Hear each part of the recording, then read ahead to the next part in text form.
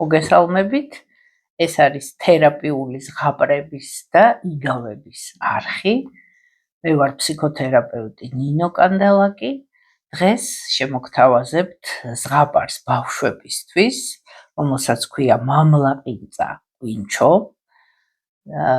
მოწონების შემთხვევაში გამოიწერეთ ჩვენი არხი, დაგვიკომენტარეთ და გააზიარეთ. დღევანდელი ზღაპრის თემები ასეთია.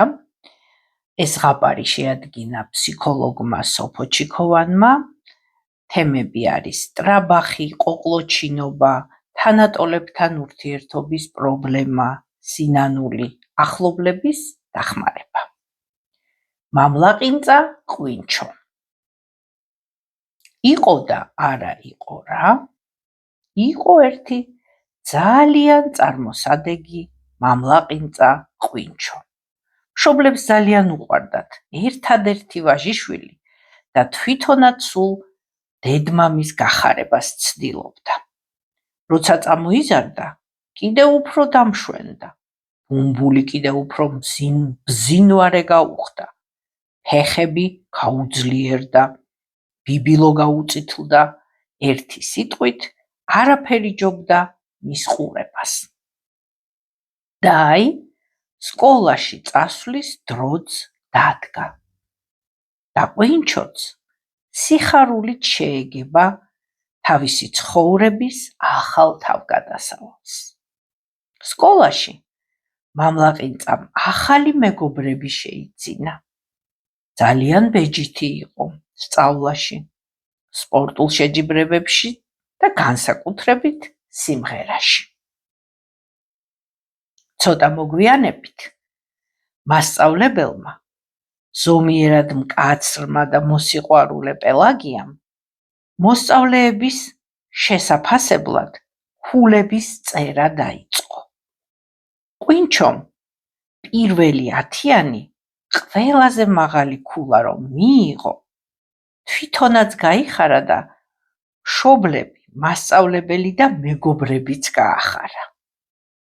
დრო გადიოდა და მამლაყინწა სულ უფრო და უფრო მეტ 10-იანებს იღებდა ყველა საგანში.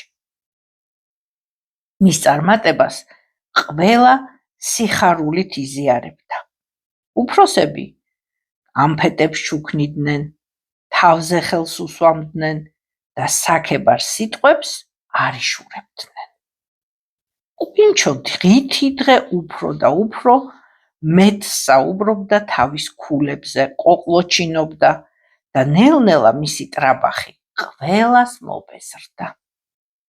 ერთხელაც მამლაყინწამ სკოლაში მორიგი 10-იანი მიიღო და გახარებული გაეშურა სახლისკენ, რომ მალე ეხარებინა მშობლებისთვის ეს ამბავი. გზად წელში მოხრილი ბებია ბაყაყი შეხვდა. ყვინჩო, გთხოვ დამეხმარე და ეს ჩანთა სახლამდე მიმატანინე. სთხოვა მორიდებით მამლაყინწას.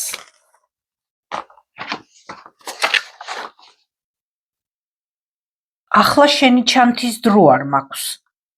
სახლში მივიჩქარი. 10-იანი მივიღე და მშობლებს უნდა გავაგებინო, მიუგო ყვინჩომ. საქათმეში მისულმა მამლაყინწამ დედას ახარა. დე, დღესაც 10-იანი მივიღე, ხო ვარ ყოჩაღი, ხო ვარ საუკეთესო. დედამ თავზე ხელი გადაუსვა და უთხრა. რა თქმა უნდა, ჩემო საყვარელო, ნამდვილად საუკეთესო ხარ. ახლა საქათმეს ვალაგებ და მინდა შენი კუთხე მოაწესრიგო. ვახშამზე კი შენი წარმატება ერთად ავღნიშნოთ. ყვინჩომ სხაპას ხუპით მიაყარა. რას ამბობ? სად მაქვს მაგის დრო? მეგობრებთან უნდა გავიქცე და უთხრა, რომ 10-იანი მივიღე. მერე კი თამაში მინდა. უჩემოთ დაალაგეთ სახლი. და გაიქცა. ეზოში მამლაყინწას თანატოლები შეკრებილიყვნენ და რაღაცაზე საუბრობდნენ. ყვინჩომ მათთან მიირბინა. საუბარი გააწყვეტინა და ხმამაღლა წამოიძახა. ისევ 10-იანი მივიღე, მაგარია რა? მოგბეზრდა შენს ათიანებზე საუბარი. შეგვეშვი, არ გვცალია.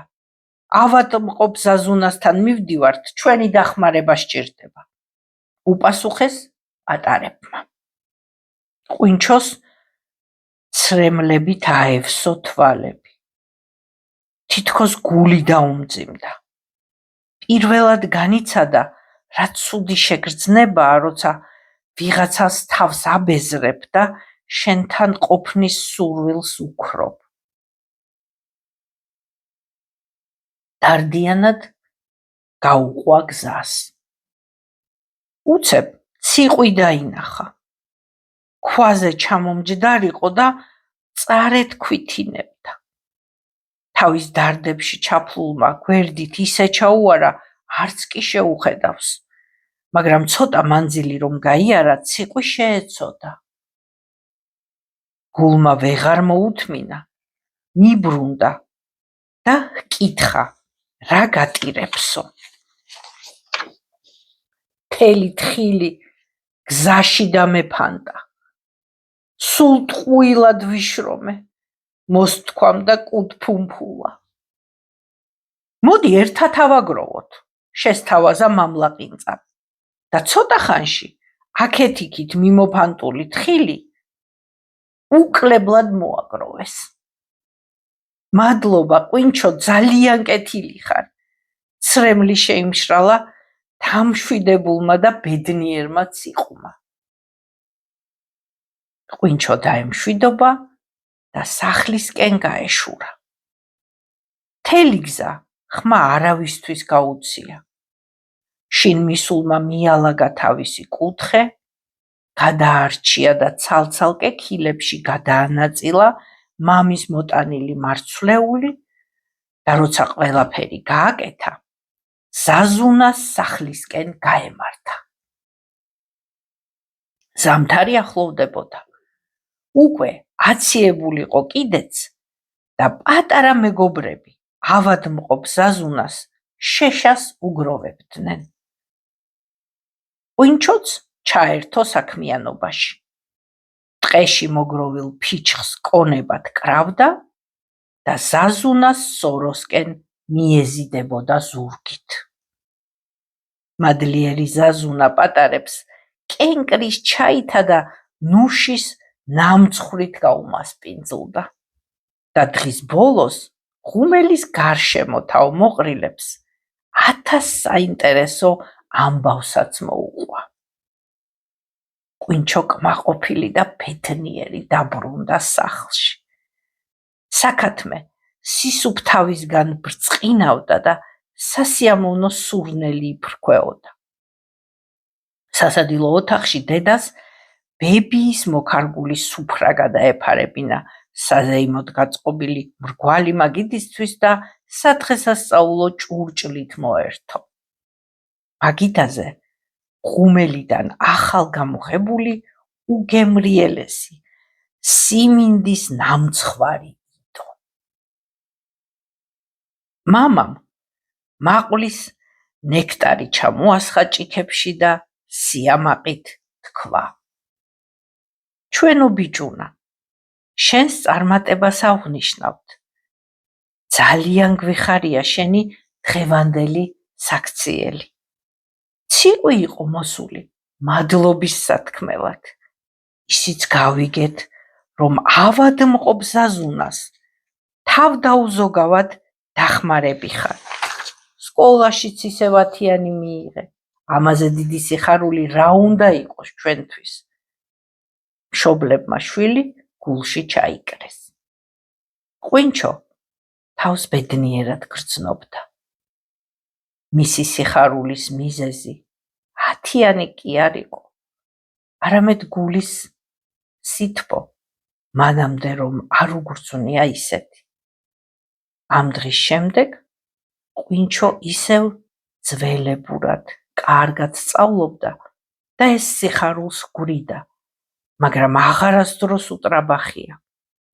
უკვე სხვები აღნიშნავდნენ მის წარმატებებს, არა მხოლოდ სწავლაში, არამედ სხვა კარგ საქმეებშიც და ეს მისთვის კიდევ უფრო სასიამოვნო იყო. აი ასეთია ეს ძალიან გულში ჩამწდომი და ძალიან თბილი ზღაპარი მამლაპინწა ყვინჩოზე, სადაც მართლაც ძალიან კარგად ჩანს თავმდაბლობის ფასი, ადამიანის დახმარების ფასი, როგორ თბება ამ დროს გული და მართლაც როგორ ჩანს, რომ თავარი რაც გვაქვს, თავარი სიმდიდრე დედამიწაზე, ეს მართლაც ადამიანური ურთიერთობებია, სიყვარული, პატივისცემა, თავმდაბლობა, მსახურება და ძალიან დიდი იმედი მაქვს, რომ ამ ყველაფერში ძალიან მიეხმარება ჩვენს პატარებს ეს ზღაპარი. მოწონების შემთხვევაში გამოიწერეთ ჩვენი YouTube არხი, დაგვიკომენტარეთ და გააზიარეთ.